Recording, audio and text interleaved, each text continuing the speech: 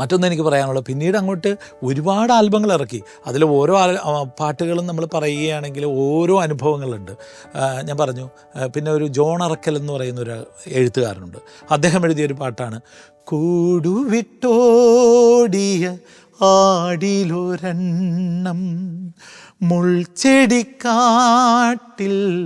മുൾപടർപ്പിൽ അഭയമേകാൻ ആരുമില്ലാതെ വിവശനായി കീഴുന്നു നാഥ. ഇത് നമ്മുടെ വേണുഗോപാലിനാണ് പാടിയിരിക്കുന്നത്. വേണുഗോപാൽ പാടിയ ഒരുപാട് പാട്ടുകളുണ്ട്. എനിക്ക് വേണുഗോപാൽ പാടിയ എൻ്റെ പാട്ടുകളിൽ എനിക്ക് ഭയങ്കര ഇഷ്ടപ്പെട്ട ഒരു പാട്ടാണത്. അതുപോലെ ഉണ്ണികൃഷ്ണൻ പാടിയ ഒരു പാട്ടുണ്ട്, ശബരിമണി എഴുതിയൊരു പാട്ടാണത്.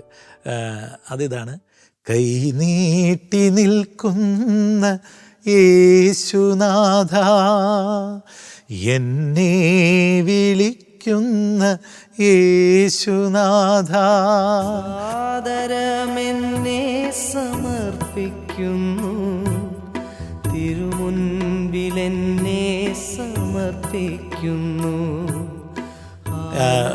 ശബരിമണി എഴുതിയ ഒരുപാട് പാട്ടുകളുണ്ട്. അത് നല്ല നല്ല പാട്ടുകളാണ്. അതുപോലെ ജയേട്ടൻ പാടിയ ഒരു പാട്ടാണ്, ഒരിക്കലും മറക്കുവാൻ കഴിയാതെ യേശുവിൻ സാന്ത്വനം മനസ്സിൽ.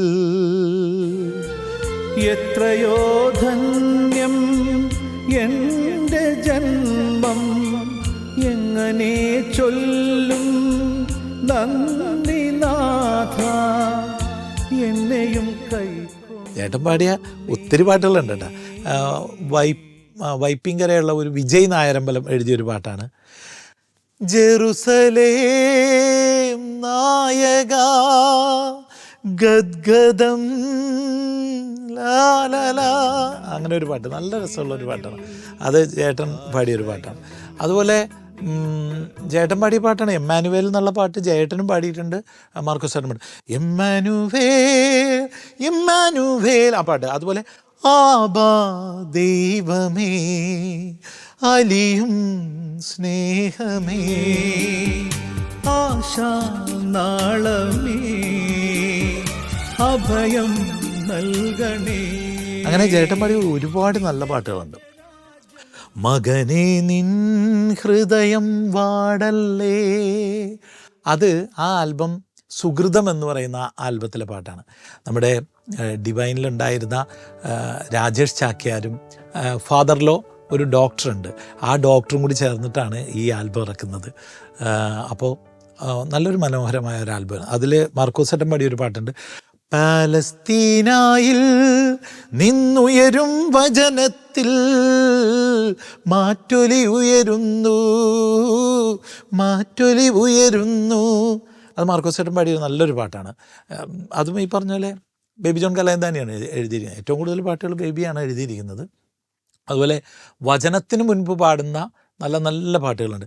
സത്യവചനം നിത്യവചനം മണ്ണിൽ രക്ഷയേകും തിരുവചനം, അത് ഞാനും കോറസുകാരും കൂടിയാണ് പാടിയിരിക്കുന്നത്. ശ്രീനിവാസ് പാടിയിരിക്കുന്ന പാട്ട് ഇതാണ്, ആദിയിൽ വചനമുണ്ടായിരുന്നു വചനം ദൈവത്തിങ്കലായിരുന്നു. അതുപോലെ ആകാശം മാറും, ഇതൊക്കെ വചനത്തിന് മുൻപ് പാടുന്ന പാട്ടുകളാണ്. ഈ ശ്രീനിവാസ് പാടിയ പാട്ട് എന്ന് പറയുന്നത് നമ്മുടെ രാജേഷ് ചാക്യാർ ഇറക്കിയ സുഹൃതം എന്ന ആൽബത്തിൽ ഇറങ്ങിയിരിക്കുന്ന പാട്ടാണത്. അത് എല്ലാവരും ഇങ്ങനെ പള്ളികളിലൊക്കെ പാടുന്ന മനോഹരമായൊരു പാട്ടാണ്. ഇങ്ങനെ തുടങ്ങിയാൽ ഏകദേശം ഒരു 3000-ൽ പരം പാട്ടുകൾ ഞാൻ കമ്പോസ് ചെയ്തിട്ടുണ്ട്. 3000-ൽ പരം പാട്ടുകൾ കമ്പോസ് ചെയ്തിട്ടുണ്ടെങ്കിലും അതിൽ ഇറങ്ങിയിരിക്കുന്ന പാട്ടുകൾ ഏകദേശം 2000-ൽ പരം പാട്ടുകൾ ഇറക്കിയിട്ടുള്ളൂ. കാരണം അതിപ്പോൾ യൂട്യൂബിലൂടെ കടന്നു വരുന്നു. ഇപ്പോഴുള്ള പാട്ടുകളെല്ലാം യൂട്യൂബിലൂടെയാണ് കടന്നു വരുന്നത്. പണ്ടൊക്കെ ആൽബങ്ങളായിരുന്നു, കാസറ്റുകൾ, CD-കൾ. ആ കാലഘട്ടം അസ്തമിച്ചു പോയി. ഇപ്പോൾ നമുക്കറിയാമല്ലോ, ഒരു വീട്ടിലാരും CD പ്ലേ ചെയ്യുന്നില്ല, കാസറ്റിൻ്റെ പ്ലെയർ പോലുമില്ല. CD-കൾ പിന്നെയും CD-യുടെ പ്ലെയേഴ്സ് ഉണ്ട്, ആ വാഹനങ്ങളിലൊക്കെ പഴയ CD പ്ലെയേഴ്സ് ഉണ്ട്. എങ്കിലും പെൻഡ്രൈവ് ഉള്ള CD-കളൊക്കെയാണ് ഇപ്പോൾ കൂടുതലും ഉപയോഗിക്കുന്നത്. അപ്പോൾ ഈ ഒരു കാലഘട്ടത്തിൽ ഏറ്റവും കൂടുതൽ പാട്ടുകൾ കേൾക്കുന്നത് യൂട്യൂബ് ചാനലിലൂടെയാണ്. എൻ്റെ തന്നെ പീറ്റർ ചേരാൻ നെല്ലൂർ ഒഫീഷ്യൽ എന്ന് പറയുന്ന ഒരു യൂട്യൂബ് ചാനലുണ്ട്. ആ യൂട്യൂബ് ചാനലിലൂടെയാണ് ഏറ്റവും കൂടുതൽ പാട്ടുകൾ ഞാൻ ഇറക്കുന്നത്. ഇപ്പോൾ അങ്ങനെയുള്ള പാട്ടുകളാണ്, അങ്ങനെയുള്ള കാലഘട്ടമായതുകൊണ്ടാണ്. പിന്നെ മറ്റു പല യൂട്യൂബ് ചാനലുകളിലൂടെയും എൻ്റെ പാട്ടുകൾ ഇറങ്ങുന്നുണ്ട്. അങ്ങനെയുള്ള പുറമേയുള്ള ആളുകൾക്കും ഞാൻ പാട്ട് ചെയ്തു കൊടുക്കുന്നുണ്ട്. എനിക്ക് ഒരു ഓർമ്മ വരുന്നത്, എൻ്റെ ചെറുപ്പകാലത്തേക്ക് പോകുമ്പോൾ സത്യത്തിൽ ഞങ്ങളൊക്കെ കൊയറിലൊക്കെ പാടിക്കൊണ്ടിരിക്കുന്ന സമയങ്ങളിലേക്ക് ഞങ്ങൾ ഡെയിലി പോകില്ലെങ്കിലും ആഴ്ചയിൽ ഒരു ദിവസം അല്ലെങ്കിൽ 2 ദിവസമൊക്കെ ആയിട്ട് പ്രാക്ടീസ് വയ്ക്കും. ഈ പ്രാക്ടീസ് വയ്ക്കുമ്പോൾ അന്നത്തെ കാലഘട്ടത്തിൽ എത്ര പേരുണ്ടോ അത്രയും പേരെല്ലാവരോടും വന്നിട്ട് ഈ പ്രാക്ടീസ് ചെയ്യുന്ന സമയത്ത് ഡിസ്കഷനുണ്ട്. ഇങ്ങനെ ഓരോ പാട്ടുകളെ കുറിച്ചിട്ടുള്ള ഡിസ്കഷൻ. ആ ഒരു കാലഘട്ടം പോലും നമുക്ക് ഇങ്ങനെയുള്ള അനുഭവങ്ങൾ തരുന്നത് എക്സ്പീരിയൻസാണ്. അതായത് ഈ ചർച്ചകളിലൂടെ കുറേ അറിവുകൾ നമുക്ക് കിട്ടും.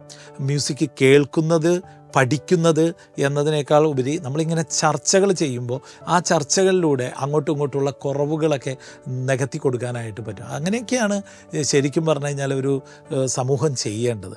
എൻ്റെ ചെറുപ്പകാലത്തിലേക്ക് പോകുമ്പോൾ എൻ്റെ സ്കൂളിലെ കാലഘട്ടത്തിൽ ഞാൻ പറഞ്ഞായിരുന്നല്ലോ, എൻ്റെ അധ്യാപകരും സഹപാഠികളും ഒക്കെ എന്നെ ഒരുപാട് പ്രോത്സാഹിപ്പിച്ചിരുന്നു. ആ കാലഘട്ടത്തിൽ സത്യം പറഞ്ഞാൽ ഒരു കഷ്ടത നിറഞ്ഞ കാലഘട്ടമായിരുന്നു എങ്കിലും ഇങ്ങനെ കഴിവുകളുള്ള ഓരോ കുട്ടികളെയും അധ്യാപകർ പ്രോത്സാഹിപ്പിക്കുന്ന ഒരു നല്ലൊരു കാലഘട്ടത്തിലൂടെയാണ് ഞങ്ങളൊക്കെ വളർന്നു വന്നത്. ഞങ്ങളൊക്കെ സാറുമാരായിട്ട് ഫ്രണ്ട്സിനെ പോലെയാണ് ഇടപഴകിയിരുന്നത്. സാറിൻ്റെ ആ പൊസിഷൻ ഞങ്ങൾ കൊടുക്കുമെങ്കിലും കൂട്ടുകാരെ പോലെയാണ് ആ സാറുമാരൊക്കെ ഞങ്ങളെയും കണ്ടുകൊണ്ടിരുന്നത്. അതുകൊണ്ട് തന്നെ കലോത്സവങ്ങളിലൊക്കെ ഞങ്ങളെയും കൊണ്ട് പോകുമ്പോൾ കളിച്ച് ചിരിച്ച് എൻജോയ് ചെയ്താണ് എന്നെ പഠിപ്പിച്ച സാറുമാരൊക്കെ ഞങ്ങളെ കൂടി വന്നിരുന്നതും ഞങ്ങളെ പ്രോത്സാഹിപ്പിച്ചിരുന്നതും. അങ്ങനെ ഒരുപാട് അനുഭവങ്ങളുണ്ട് ഇതിൽ. ഞാൻ പഠിച്ച സ്കൂളെന്ന് പറയുന്നത് HIBHS, വരാപ്പുഴയിലെ HIBHS എന്ന് പറയുന്ന ഒരു സ്കൂൾ, ബോയ്സ് ഹൈസ്കൂളാണ്. അതിന് തൊട്ട് മുമ്പ് 5ാം ക്ലാസ് തുടങ്ങി 7ാം ക്ലാസ് വരെ ഞാൻ പഠിച്ചിരുന്നത് വരാപ്പുഴ മഠം സ്കൂളാണ്. അത് വളരെ ഒരു പുതുമ നിറഞ്ഞ സെയിൻറ്റ് ജോസഫ് ഗേൾസ് ഹൈസ്കൂൾ എന്നാണ് പറയണത്. ഇപ്പോൾ അവിടെ ബോയ്സും ഉണ്ട്, രണ്ടും മിക്സഡാണ്. അവിടെയായിരുന്നു 5ാം ക്ലാസ് തുടങ്ങി 7ാം ക്ലാസ് വരെ ഞാൻ പഠിച്ചത്. അതിനുശേഷം 7ാം ക്ലാസ് കഴിഞ്ഞ് 8 തുടങ്ങി 10ാം ക്ലാസ് വരെ ഞാൻ പഠിച്ചത് HIBHS എന്ന് പറയുന്ന സ്കൂളിലാണ്. അപ്പോൾ ആ സ്കൂൾ അനുഭവങ്ങളിലൊക്കെ ഒരുപാട് അനുഭവങ്ങളുണ്ട്. യുവജനോത്സവങ്ങളിൽ പങ്കെടുത്ത സമയങ്ങളിലൊക്കെ ഉണ്ടായിരുന്ന ഈ അനുഭവങ്ങൾ, അതൊക്കെയാണ് ഞാൻ ഈ പറഞ്ഞത്. എന്തായാലും എല്ലാവർക്കും ഉണ്ട് ഇതുപോലുള്ള അനുഭവങ്ങൾ പങ്കുവയ്ക്കുവാനായിട്ട്. പിന്നീട് എൻ്റെ ഈ കുടുംബപരമായ കാര്യങ്ങളിലേക്ക് പോവുകയാണെങ്കിൽ എൻ്റെ അമ്മച്ചി എന്നെ ഒത്തിരി പ്രോത്സാഹിപ്പിച്ചിരുന്നു. എൻ്റെ സഹോദരങ്ങൾ, എൻ്റെ ചേച്ചി, ആകെ ഒരു ചേച്ചിയുള്ളൂ, മൂത്ത ചേച്ചി. ചേച്ചി എന്നെ ഒത്തിരി പ്രോത്സാഹിപ്പിച്ചിരുന്നു. ചേച്ചി ഞാനിങ്ങനെ എനിക്കൊന്നും പാട്ട് അന്നൊന്നും ഈ ടേപ്പ് റെക്കോർഡറില്ല, റേഡിയോ പോലും ഇല്ലാത്ത കാലഘട്ടത്തിലാണ്. അപ്പോൾ എങ്ങനെയാണ് പുതിയ പാട്ടുകളൊക്കെ പഠിക്കുന്നത്? അത് എവിടെയെങ്കിലുമൊക്കെ റേഡിയോ ഉണ്ടെങ്കിൽ അവിടെ പോയിരുന്ന് പാട്ട് കേൾക്കും. അങ്ങനെ പാട്ട് കേട്ട് അങ്ങനെ കേൾവിയിൽ നിന്ന് പെട്ടെന്ന് കിട്ടുന്ന വരികൾ ഗ്രാസ്പ് ചെയ്യും. അത് ചേച്ചിയാണ് ഗ്രാസ്പ് ചെയ്യണം, എന്നിട്ട് എന്നെ വന്ന് പഠിപ്പിക്കും. എനിക്കതിന് അങ്ങനെയുള്ള ഒരു കഴിവൊന്നുമില്ല. പക്ഷേ ചേച്ചി കേട്ടിട്ട് ചേച്ചിക്ക് അറിയാവുന്ന പാട്ട് എന്നെ വന്ന് പഠിപ്പിക്കും. അങ്ങനെയൊക്കെയാണ് സ്കൂളിൽ ഓരോ പാട്ടുകൾ ഞാൻ പാടുന്നത്. അതിനുശേഷം എനിക്കൊരു ഓർമ്മ, അപ്പച്ചനുള്ള സമയത്ത് എനിക്ക് തോന്നുന്നു ഒരു 4ാം ക്ലാസ് 5ാം ക്ലാസ്സൊക്കെ ആ സമയത്തൊക്കെ ആയപ്പോഴേക്കും അപ്പച്ചൻ റേഡിയോ വാങ്ങിച്ചത് ഓർമ്മയുണ്ട്. ആ സമയത്ത് ആ റേഡിയോയിലുള്ള പാട്ടുകളൊക്കെ പിന്നെ കേൾക്കുമ്പോൾ ഞാനും പയ്യെ പഠിക്കാൻ തുടങ്ങി.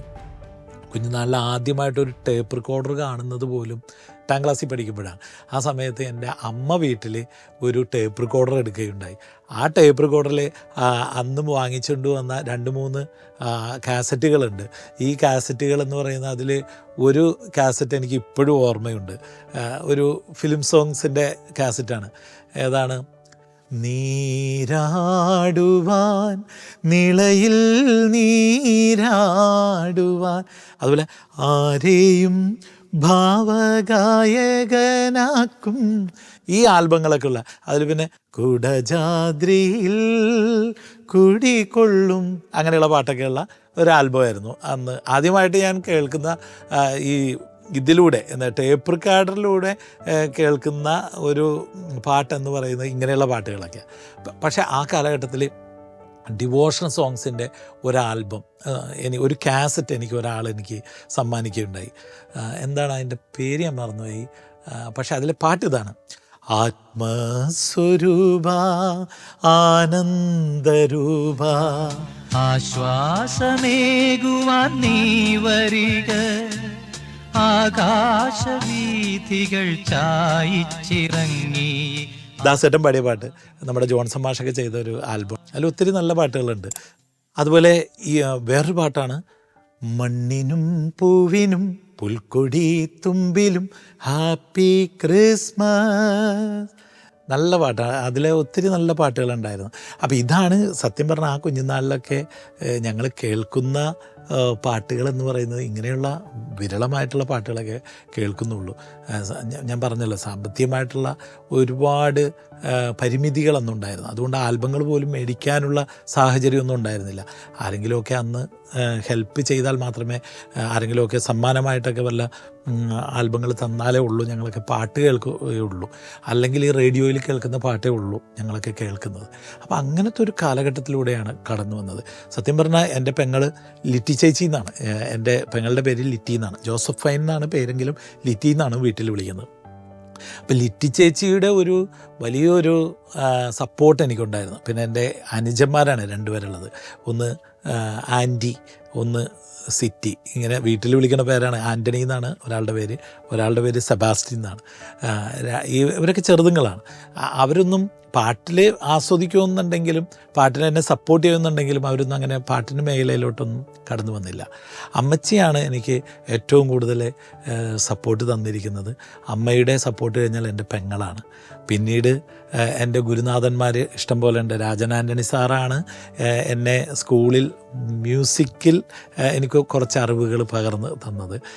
സത്യം പറഞ്ഞാൽ സംഗീതമൊന്നും ഞാൻ പഠിച്ചിട്ടില്ല. പക്ഷേ സ്കൂളിൽ പഠിപ്പിക്കുന്ന സാറിൻ്റെ ആ ഒരു പ്രോത്സാഹനം, പാട്ട് പാടുമ്പോൾ എനിക്കൊക്കെ സാറ് തന്നിരുന്ന പ്രോത്സാഹനം, അതൊക്കെ എനിക്ക് ഒരുപാട് പ്രചോദനം ഉണ്ടായിട്ടുണ്ട്. സാറൊരു മ്യൂസിക് ഡയറക്ടറും കൂടിയാണ്. സാറിൻ്റെ ആ കാലഘട്ടത്തിലെ പാട്ടുകളൊക്കെ എനിക്ക് ഒരുപാട് ഉൾപ്രേരണ എനിക്ക് കിട്ടിയിട്ടുണ്ട്.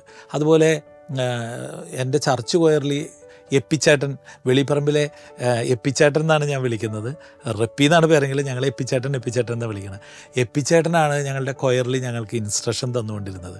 എപ്പിച്ചേട്ടൻ്റെ ഒരു പ്രോത്സാഹനവും ആ ഒരു പ്രാക്ടീസും ഒക്കെ ഞങ്ങൾക്ക് ഒരുപാട് കൊയറിൽ ഗുണം ചെയ്തിട്ടുണ്ട്. വരാപ്പുഴയിൽ നിന്ന് വന്നിരുന്ന ഒരു റോയിച്ചേട്ടൻ ഉണ്ടായിരുന്നു. റോയിച്ചേട്ടൻ മരിച്ചുപോയി. റോയിച്ചേട്ടൻ, സേവി, ഇവരൊക്കെ അന്ന് വരാപ്പുഴയിൽ നിന്ന് വന്നിരുന്നവരാണ്. അവരൊക്കെ ഒരുപാട് പ്രോത്സാഹനം ഞങ്ങൾക്ക് തന്നിട്ടുണ്ട്.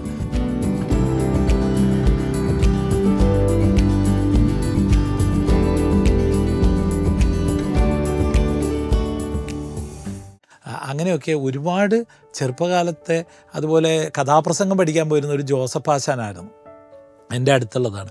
ജോസഫ് ആശാൻ്റെ അടുത്ത് അപ്പച്ചനുള്ളപ്പോൾ കൊണ്ടുപോയാക്കിയതാണ്. ആ ഒരു അനുഭവം കുഞ്ഞുനാളിൽ എനിക്കുണ്ടായിട്ടുണ്ട്. ആ കഥാപ്രസംഗം പറയാനായിട്ട് കാരണമുണ്ട് കേട്ടോ. ഞാൻ 6ാം ക്ലാസ്സിൽ പഠിച്ചുകൊണ്ടിരിക്കുന്ന സമയത്ത് എൻ്റെ പ്രിയ സുഹൃത്തായ വിനോദ് സേവ്യർ, ചേന്നൂരുള്ളതാണ്, വിനോദ് സേവ്യർ ഇങ്ങനെ കഥാപ്രസംഗം പറയുമായിരുന്നു. വിനോദ് സേവ്യർ ഒത്തിരി കലകളുള്ള, കലാബോധമുള്ള, നല്ല കഴിവുള്ള ആർട്ടിസ്റ്റ് കൂടിയായിരുന്നു. കഥാപ്രസംഗം മാത്രമല്ല, പാട്ടുപാടും, അത്യാവശ്യം ഒപ്പന, ഡാൻസ് ഒക്കെ ഉണ്ട്. നാടകം, സ്ക്രിപ്റ്റ് എല്ലാം പുള്ളി എഴുതും. അല്ലെങ്കിൽ അതിൽ ഭയങ്കര ഇൻട്രസ്റ്റഡ് ആയിട്ടുള്ള, നല്ല പഠിക്കുന്ന ഒരു കുട്ടിയായിരുന്നു. അപ്പോൾ ഈ വിനോദിൻ്റെ ഒരു ഇൻട്രസ്റ്റൊക്കെ ഇതിൽ കണ്ടപ്പോൾ എനിക്കും ഭയങ്കര ഇൻട്രസ്റ്റ് തോന്നി. അങ്ങനെയാണ് കഥാപ്രസംഗം പഠിക്കാനായിട്ട് ഞാനും തീരുമാനിച്ചത്. അങ്ങനെ വിനോദിൻ്റെ കഥയിൽ നിന്നൊരു പ്രചോദനം ഉൾക്കൊണ്ട് ആ ഒരു വിനോദ് അന്ന്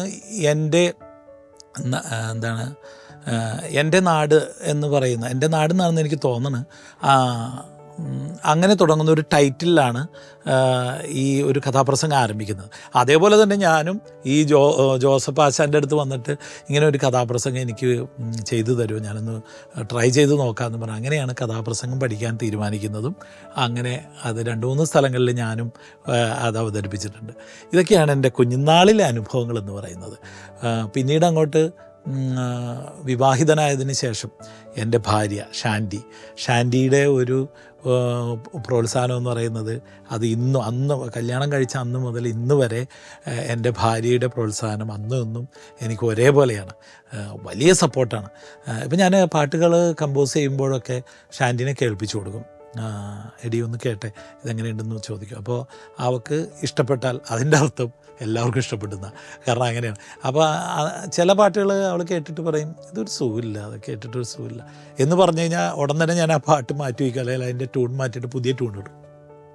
അപ്പോൾ ഇങ്ങനെയുള്ള പ്രോത്സാഹനങ്ങളൊക്കെ ഭാര്യയുടെ ഭാഗത്തു നിന്ന് എനിക്ക് ഒത്തിരി സപ്പോർട്ടുണ്ട്. അപ്പോൾ വൈഫ് എന്ന് പറയുന്നത് എൻ്റെ മ്യൂസിക് ജീവിതത്തിൽ വലിയൊരു പാർട്ടാണ്, വലിയൊരു പ്രോത്സാഹനമാണ്, ഒരു വലിയ ബലമാണ്. അതുപോലെ എൻ്റെ പിള്ളേർ, എൻ്റെ കുട്ടികൾ 2 പേരാണ്, ഡയൻ പീറ്റർ, നൈഡിൻ പീറ്റർ. മൂത്തത് മോനാണ്, ഡയൻ പീറ്റർ. പുള്ളി ഇപ്പോൾ ഹയർ സ്റ്റഡിക്ക് വേണ്ടി പുറത്തേക്ക് പോയിരിക്കുകയാണ്, UK പോയിരിക്കുകയാണ്. മോള് BSc നഴ്സിങ്ങിന് പഠിച്ചുകൊണ്ടിരിക്കുന്നു, ലാസ്റ്റ് ഇയറാണ്. മോള് നന്നായിട്ട് പാടും. അവളുടെ പാട്ട് എൻ്റെ യൂട്യൂബ് ചാനലിൽ ഒരുപാട് കിടപ്പുണ്ട്. ഇടയ്ക്കിടയ്ക്കൊക്കെ 1-2 പാട്ടുകളൊക്കെ പാടാൻ ഇവിടെ വരും, വീട്ടിൽ വരും. വീടിൻ്റെ മേളിലാണ് സ്റ്റുഡിയോ. ഞാനിപ്പോൾ എൻ്റെ സ്റ്റുഡിയോയിൽ തന്നെയാണ് ഞാൻ ഇരിക്കുന്നത്. അപ്പോൾ മോളിവിടെ വരുമ്പോൾ മോളെ കൊണ്ടും ചിലപ്പോഴൊക്കെ പാട്ട് പാടിപ്പിക്കും. മോൾക്ക് എപ്പോഴും വരാൻ പറ്റില്ല, കാരണം നഴ്സിങ്ങിന് പഠിക്കുന്നത് കൊണ്ട് അവൾക്ക് അവിടെ നിന്ന് എപ്പോഴും വരാൻ പറ്റാത്തത് കൊണ്ടാണ് മോളുടെ പാട്ടുകൾ അധികം വരാത്തത്. അപ്പോൾ നഴ്സിംഗ് കഴിഞ്ഞ് കഴിഞ്ഞാൽ പിന്നെ കൂടുതൽ പാട്ടുകൾ പഠിപ്പിക്കാമെന്ന് വിചാരിച്ചിരിക്കുന്നു. അതുപോലെ മോനും ഇതുപോലെ നന്നായിട്ട് പാടുമായിരുന്നു. അവൻ ചെറുപ്പകാലത്ത് ഒരുപാട് ആൽബങ്ങളിൽ പാടിയിട്ടുണ്ട്. പിന്നീട് മോൻ ബാക്കോട്ട് പോയി, അവന് പാട്ടിനോട് അത്രയും വലിയ താല്പര്യമില്ല. പക്ഷേ എന്നെ സഹായിക്കുമായിരുന്നു. എൻ്റെ മ്യൂസിക് ഫീൽഡിൽ എന്നെ എന്തോരം സപ്പോർട്ടായിരുന്നു അറിയാം എൻ്റെ മകൻ. ഇത്തിരി അവനൊരു 10ാം ക്ലാസ് തുടങ്ങി ഇങ്ങോട്ട് പറയുകയാണെങ്കിൽ 10ന് മേളിൽ പോയി, +1 തുടങ്ങിയൊക്കെ എന്നെ ഒത്തിരി സഹായിക്കുമായിരുന്നു. അപ്പോൾ അവൻ്റെ ഒരു സപ്പോർട്ട് ഉണ്ടായിരുന്നു. ഇപ്പോൾ അവന് UK പോയതിന് ശേഷം ആ സപ്പോർട്ട് ഇപ്പോൾ കുറവാണ്. എന്നാലും പണ്ടുമൊക്കെ നമ്മൾ ഒറ്റയ്ക്കായിരുന്നല്ലോ, അന്നും ഇന്നുമൊക്കെ നമ്മൾ ഒറ്റയ്ക്ക് തന്നെ ചെയ്തുകൊണ്ടിരുന്ന പോലെ തന്നെ ഞാൻ എൻ്റെ സംഗീത മേഖലയിലൊക്കെ ഞാൻ തന്നെയാണ് ഇപ്പോൾ എല്ലാ കാര്യങ്ങളും ചെയ്യുന്നത്. അപ്പോൾ ഇങ്ങനെയൊക്കെയാണ് എൻ്റെ ചെറിയ അനുഭവങ്ങൾ. പിന്നെ എൻ്റെ അയൽവക്കക്കാർ, നാട്ടുകാർ, അതുപോലെ ഇടവകക്കാർ, ഇവരുടെയൊക്കെ ഒത്തിരി പ്രോത്സാഹനമുണ്ട്. ഇടവകയിലുള്ള ഒരുപാട് നല്ല നല്ല മനസ്സുകളുണ്ട്. അവരൊക്കെ എന്നെ പ്രോത്സാഹിപ്പിച്ചത് കൊണ്ടാണ് ഞാൻ ഇന്നും ഇവിടെ നിൽക്കുന്നത്. എൻ്റെ ഇടവകയിൽ കുഞ്ഞുനാൾ മുതൽ എന്നെ പ്രോത്സാഹിപ്പിച്ച അച്ഛന്മാരുണ്ട്. ബ്രൂണോ അച്ഛൻ, അത് ആദ്യമായിട്ട് ഞങ്ങളുടെ പള്ളി പണിതതിന് ശേഷം അച്ഛനായിരുന്നു, ബ്രൂണോ അച്ഛനായിരുന്നു ഇവിടെ. അപ്പോൾ പാട്ടിൻ്റെ കാര്യത്തിലൊക്കെ എന്നെ ഒത്തിരി പ്രോത്സാഹിപ്പിച്ചിരുന്ന അച്ഛനാണ്, ബ്രൂണോ അച്ഛനായിരുന്നു. അത് കഴിഞ്ഞ് പിന്നീട് ഓരോ അച്ഛന്മാർ വന്നു. പിന്നെ നമ്മുടെ കളത്തിപ്പറമ്പിൽ അച്ഛൻ, അതുപോലെ വേറൊരു അച്ഛനുണ്ടായിരുന്നു, കൊമരൻ ചാത്തച്ഛൻ. കൊമരൻ ചാത്തച്ഛൻ ഉള്ളപ്പോഴാണ് എനിക്ക് KCBC അവാർഡ് കിട്ടുന്നത്. ഞാൻ അറിയാതെ തന്നെ കൊമരൻ ചാത്തച്ഛൻ എൻ്റെ ബയോഡാറ്റയും, അത് ബേബി ജോൺ കലൈന്താനി കൊമരൻ ചാത്തച്ഛനും കൂടി എൻ്റെ ബയോഡാറ്റ കളക്ട് ചെയ്തിട്ട് POCയിൽ കൊണ്ടുപോയി കൊടുത്തു. അങ്ങനെ POCയിൽ അത് പരിഗണിച്ചു. ഒരു സുപ്രഭാതത്തിൽ എനിക്കൊരു ഫോൺ കോൾ POCയിൽ നിന്ന് വരികയാണ്, പീറ്ററിന് ഈ പ്രാവശ്യത്തെ യുവപ്രതിഭ KCBC അവാർഡ് പീറ്ററിനാട്ടോ എന്ന് പറഞ്ഞു. അപ്പോഴാണ് ഞാൻ ഞെട്ടിപ്പോയി. ഇതാരാണ് ഇതിൻ്റെ പിന്നിൽ, എനിക്കറിയില്ലായിരുന്നു. പക്ഷേ അച്ഛനായിരുന്നു. അച്ഛനും ബേബി ജോൺ കലൈന്താനിയും കൂടി ചേർന്നായിരുന്നു എൻ്റെ ബയോഡാറ്റയൊക്കെ കൊടുത്തത്. എനിക്കറിയണം. പക്ഷേ അവിചാരിതമായിട്ടായിരുന്നു അങ്ങനെ ഒരു അവാർഡ് എനിക്ക് ആ സമയത്ത് കിട്ടുന്നത്. പിന്നീട് പല അവാർഡുകളും ക്രിസ്ത്യൻ രംഗത്തുള്ള Christian media award, Ruby award, Latin രൂപതയുടെ റൂബി അവാർഡ്, അങ്ങനെ പിന്നെ യാക്കോബ സഭയുടെ, ഓർത്തഡോക്സ് സഭയുടെ ആണെന്നറിയില്ല, ഒരു മാർ അപ്രേം അവാർഡ് കിട്ടിയിട്ടുണ്ട്. അങ്ങനെ പല മേഖലയിലും. പിന്നെ കാസറ്റ് ഫീൽഡിലെ കാവ്യ എന്ന് പറയുന്ന ഒരു അസോസിയേഷൻ്റെ അവാർഡ്, അങ്ങനെ പിന്നെ ഗുഡ്നസ് TVയുടെ ബെസ്റ്റ് മ്യൂസിക് ഡയറക്ടറിനുള്ള ഒരു അവാർഡ് എനിക്ക് കിട്ടിയിട്ടുണ്ട്. അങ്ങനെ പല മേഖലയിലും ഇതുപോലെ കൊച്ചു കൊച്ചു അവാർഡുകളൊക്കെ കിട്ടിയിട്ടുണ്ട്. ഇതൊക്കെയാണ് എൻ്റെ ജീവിതത്തിലെ അനുഭവങ്ങളെന്ന് പറയുന്നത്.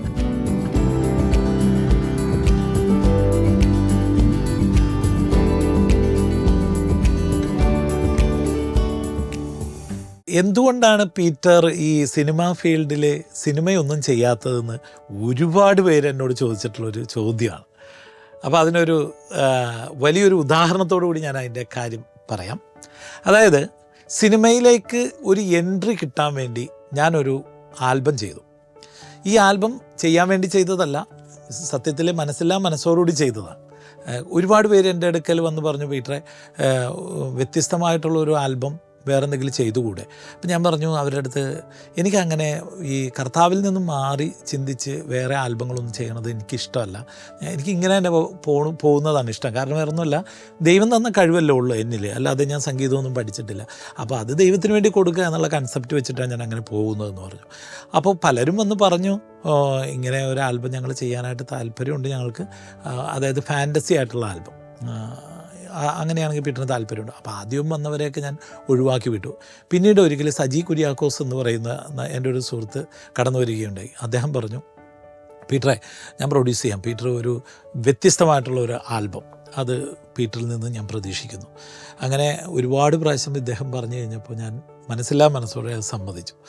അങ്ങനെയാണ് തെന്നൽ എന്ന് പറയുന്ന ഒരു ആൽബം ചെയ്യാനായിട്ട് കാരണമായത്.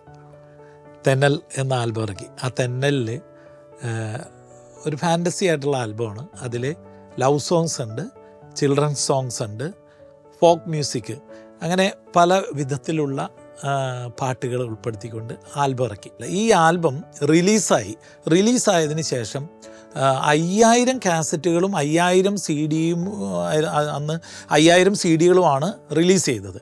പക്ഷേ 4500-ൽ പരം കാസറ്റുകളും 4500-ൽ പരം CD-കളും തിരിച്ചു പോന്നു, റിട്ടേൺ പോന്നു. റിലീസ് ചെയ്തിട്ട് അത് ആരും വാങ്ങിക്കുന്നില്ല. അപ്പോൾ ഞാനാകെ സങ്കടപ്പെട്ട്, എന്താ പാട്ട് മോശമായതുകൊണ്ടായിരിക്കുമോ, ഇനി ആർക്കും ഇഷ്ടപ്പെട്ടില്ലേ? അപ്പോൾ ഞാനിങ്ങനെ കടകൾ തോറും ഇറങ്ങി ഓരോ കടക്കാരോടും ചോദിച്ചു.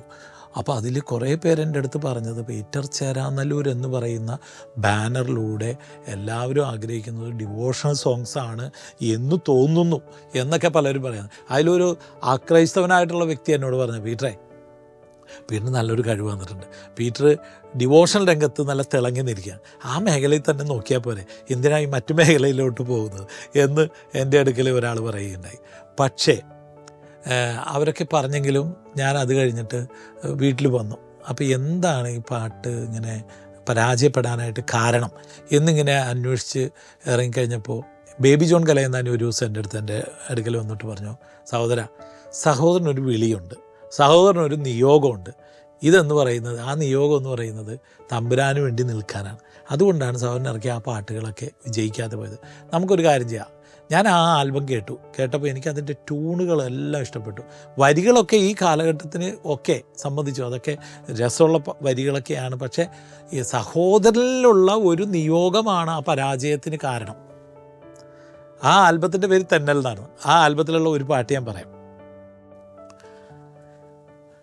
മഞ്ഞമന്ദാരം പൂത്തു, മഞ്ഞക്കണിക്കൊന്ന പൂത്തു, മഞ്ഞക്കിളിപ്പെണ്ണെ വാവാ, ചൂളമടിക്കാൻ വാവാ. ഇതൊരു പാട്ടാണ്. അപ്പോൾ ബേബി പറഞ്ഞു, ഇത് നിങ്ങൾ കേട്ടിട്ടുണ്ടോ എന്ന് എനിക്കറിയില്ല. ഈ വരികൾ എടുത്ത് മാറ്റിയിട്ട് നമുക്ക് കർത്താവിൻ്റെ വരികൾ എഴുതി ചേർക്കാം, നമുക്ക് കുഞ്ഞുങ്ങൾക്ക് വേണ്ടി കൊടുക്കുന്ന ഒരു പാട്ടാക്കി മാറ്റാമെന്ന് പറഞ്ഞു. അങ്ങനെ ഞങ്ങൾ ഒരു ദിവസം ദിവ്യബലിയൊക്കെ അർപ്പിച്ച് വന്ന് ഇരുന്ന് ഈ പാട്ടിൻ്റെ ട്യൂൺ എടുത്തിട്ട് ബേബി ജോൺ കലയന്താനി ഇങ്ങനെ എഴുതി, കുഞ്ഞിളം കൈകൾ കൂപ്പി എന്നുള്ള വരി അങ്ങനെയാണ് തുടങ്ങി. അത് പിന്നീട് പാട്ടായിട്ട് ഇറങ്ങി. അത് ആ മഞ്ഞമന്ദാരം പാടിയത് സുജാതയായിരുന്നു. പക്ഷേ ഈ പാട്ട് പിന്നീട് റെക്കോർഡ് ചെയ്തത് ബിന്ദു എന്ന് പറയുന്ന ഒരു സിംഗറായിരുന്നു. ബിന്ദു ആദ്യത്തെ വരികൾ പാടി പിന്നീട് കോറസായിട്ട് അങ്ങനെ ഇറക്കി. ആ പാട്ട് ഭയങ്കരമായിട്ട് ഹിറ്റായി. കുഞ്ഞിളം കൈകൾ കൂപ്പി ഹല്ലേലൂയ ഞങ്ങൾ പാടാം,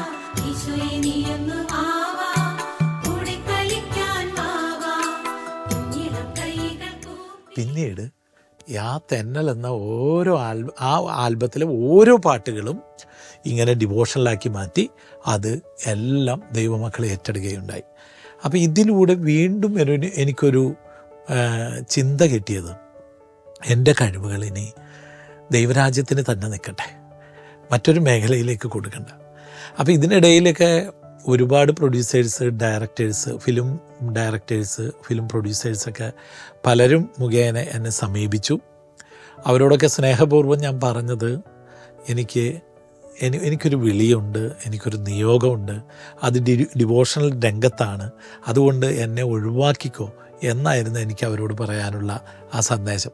അതുകൊണ്ട് തന്നെയാണ് ഞാൻ ഈ ഫിലിം ഫീൽഡിലോട്ട് പോകാത്തതും ഇപ്പോഴും ഈ ആത്മീയ രംഗത്ത് നിൽക്കുന്നതും. എന്നാലും എനിക്ക് ആഗ്രഹമുണ്ട്. എങ്ങനെയാണ് എന്ന് വെച്ചാൽ, ഒരു നല്ല മെസ്സേജ്, കർത്താവിനെ മഹത്വപ്പെടുത്തുന്ന ഒരു നല്ല മെസ്സേജ് ഉള്ള ഒരു സ്ക്രിപ്റ്റ് സിനിമാ രംഗത്ത് വരികയാണെങ്കിൽ അവിടെ അതിന് പറ്റിയ നല്ലൊരു ഡിവോഷൻ സോങ്സ് അതിനു വേണ്ടി ചെയ്യണമെന്ന് ആഗ്രഹമുണ്ട്. അങ്ങനെ ഒരു സിനിമാ രംഗത്ത് ഒരു നല്ലൊരു പ്രൊജക്റ്റ് കടന്നു വരികയാണെങ്കിൽ, കർത്താവിനെ മഹത്വപ്പെടുത്തുന്ന ഒരു പ്രൊജക്റ്റ് കടന്നു വരികയാണെങ്കിൽ ഞാൻ ചെയ്യും. അതാണ് എൻ്റെ ഒരു ഡ്രീം പ്രൊജക്റ്റ് എന്ന് പറയുന്നത്. അല്ലാതെ മറ്റൊരു പ്രൊജക്റ്റും എനിക്ക് ഇനി വേറൊന്നും എനിക്ക് എൻ്റെ ജീവിതത്തിലില്ല. ഇതൊക്കെയാണ് എൻ്റെ എളിയ ജീവിതം. എൻ്റെ ജീവിതം കർത്താവിന് വേണ്ടി മുന്നേറുന്നു, ഇപ്പോഴും മുന്നോട്ട് പോകുന്നു. ഇനി മരണം വരെ അങ്ങനെ മുന്നോട്ട് പോകാനാണ് എൻ്റെ ആഗ്രഹവും ഉള്ളിലുള്ള ചിന്തയും.